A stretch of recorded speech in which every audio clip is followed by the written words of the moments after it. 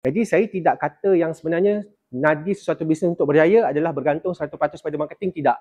Dia adalah keseluruhan. Tetapi marketing is one part of it. Dan dalam marketing tu pula dia ada banyak benda.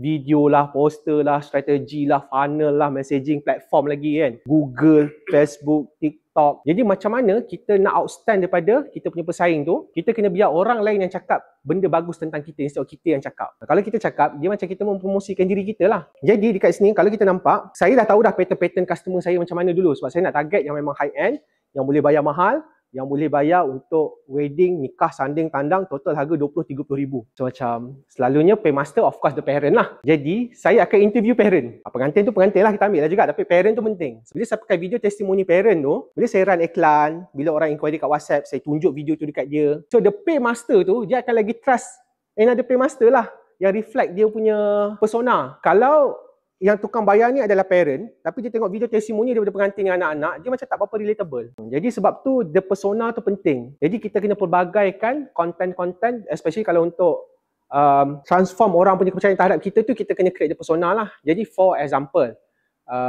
okay, abang kan bisnes mengetuk dan mengecat kereta. Okay, you punya target audience apa? Geng-geng kaki kereta performance ke? Ataupun geng-geng yang umur 30-an, 40-an ke apa semua?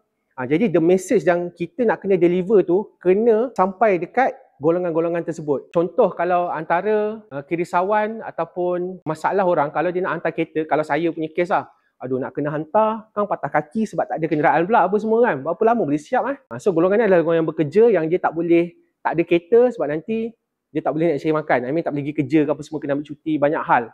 Jadi golongan-golongan macam ni, apa message yang kita nak hantar dekat dia? Apa hook yang kita nak kena pakai? Jadi hook tersebut tu yang akan membuatkan orang tu akan attract dengan kita punya video dan akan tonton video kita sampai habis. Because messaging tu tepat kepada golongan tu. Ingat, kita bukannya nak viral, tetapi kita nak konten video kita ni sampai kepada audience yang tepat. Sebab ini sampul surat. Dalam sampul surat ada message. Ini adalah audience. Message tepat kepada audience yang tepat, sales akan berlipat.